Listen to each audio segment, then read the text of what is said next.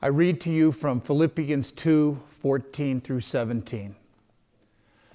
Do everything without grumbling or arguing, so that you may develop authentic integrity as children of God, living in a warped and crooked generation. Then you'll shine like the stars in the sky as you hold firm to the word of life. And then I will be filled with pride that I did not run in labor or vain. Even in my suffering, I rejoice in your positive witness. One Friday afternoon, I drove to Brooklyn to see my daughter, Annie. Just as we were merging onto the Holland Tunnel, a young woman a couple cars ahead of me butts into line instead of merging alternately like everybody else.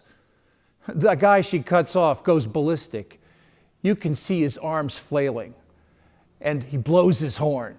To my amazement, the young woman in front of him gives him the New Jersey state bird, Jersey Girls. This makes the guy more angry, and he keeps blowing his horn until he gets to the light on Canal Street, whereupon he jumps out of his car, goes up to her window, and now he's throwing a full-blown tantrum. Then he grabs his chest, falls to the ground. A couple of other people run to pick him up.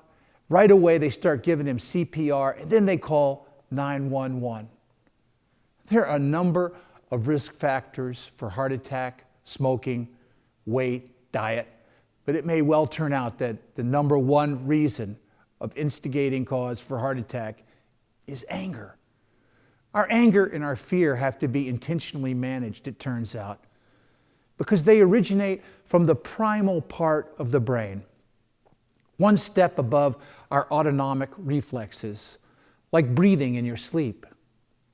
Anger serves us well to put us in high alert, but it also triggers aggression. It diminishes our ability to think clearly. It diminishes our ability to see the bigger picture, and it stimulates hostility. The good news is that we can override our primal emotions with our higher emotions from the prefrontal part of our brain: compassion, understanding, cooperation, love. You can watch it on a screen now, which neurologists have been doing for the past 20 years. And what really grabbed their attention in this first generation of observation was what they refer to as the plasticity of the brain. We can actually change the neural pathways and grow more adept at being emotionally expressive and integrated. They noticed how much of our daily habits form closed-loop feedback mechanisms, so that if you engage your anger, you find more things to be angry about, and you engage your anger more often. We tend to reinforce what we are already doing and find better reasons to continue in like vein. Conversely, if you begin and end your day reflecting out loud on things that you are grateful for, that have happened during the day, you will become more attentive to how many blessings make up your existence.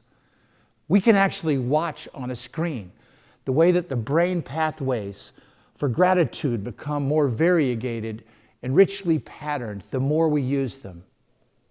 What this means is that we have substantive spiritual control over the range around our given disposition. Long before the advent of neuroscience, St. Paul warned us about the dangers of anger. Every single letter he wrote speaks to the need for us to be part of a spiritual community that focuses us away from our negative emotions so that we can engage our positive self and transform. What really struck me was that the new search is the fundamental validation of one of the principal ideas of Christianity.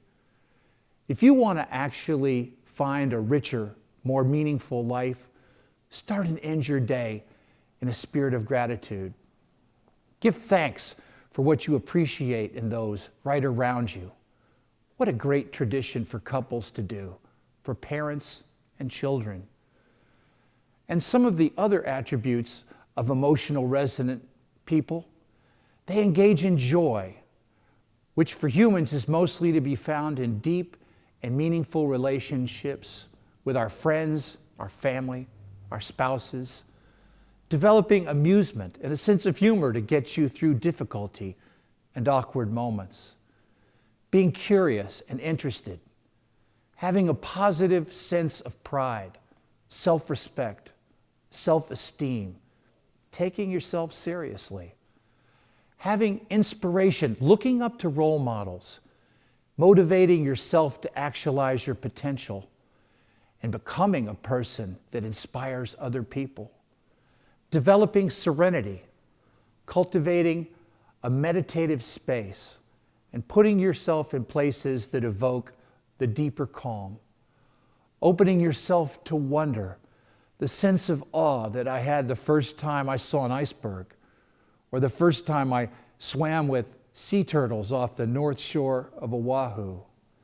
Being loving and opening yourself to receive love from other people. How these become manifest in your life is highly personalized to you.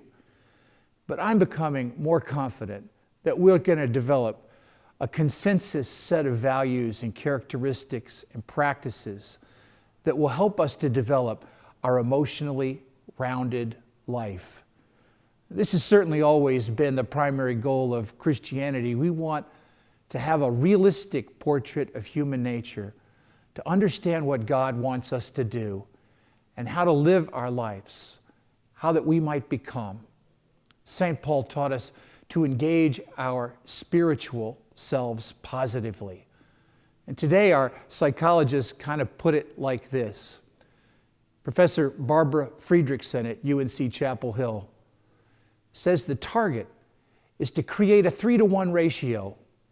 For every time you engage your negative emotional side, your anger, your fear, your sarcasm, your cynical and snide self, the snippy, selfish part of you, you need to have 2 doses that engage your positive side. I love that. I can see spouses saying to each other, "Okay, Mr. Grumpy, bring me 2 portions of the positive side now." Professor Friedrichsen says this: we all want to find happiness, but Americans have been coaxed by Madison Avenue to look for happiness in higher salaries, more possessions, or bigger achievements. Or we fixate on the future when our dreams are going to come true and make us happy out there. It isn't the extra busyness of work, but connecting with our children. We unwind with martinis rather than meditation. We lift weights rather than take a walk in nature. We follow fad diets rather than eat smaller portions. We watch TV or surf the internet rather than read a book. We write email rather than poetry. There's a wonderful parabolic tale told about Jesus and the disciples. The disciples were out fishing all night and couldn't catch a thing. They see Jesus in the morning at dawn, and he tells them to cast their nets on the other side of the boat. And suddenly, their nets are full of fish. Let's try casting our nets on the other side of the boat with Jesus. Let's try casting our nets on the side of emotional resonance. Spiritually, we're hoping that our nets will become miraculously full. My brothers and sisters, I'm going to ask Danny to play something for us and reflect for just a moment. What is it that you're really grateful for?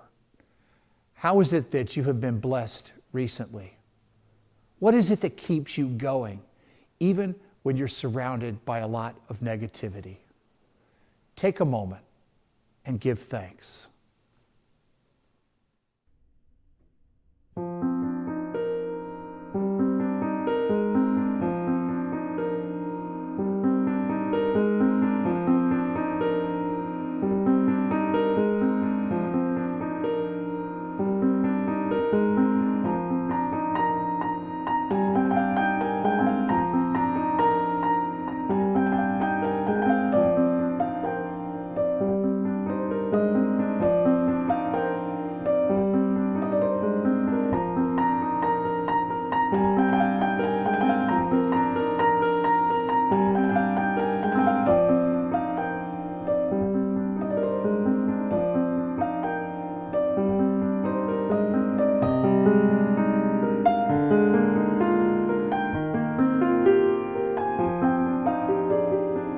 you.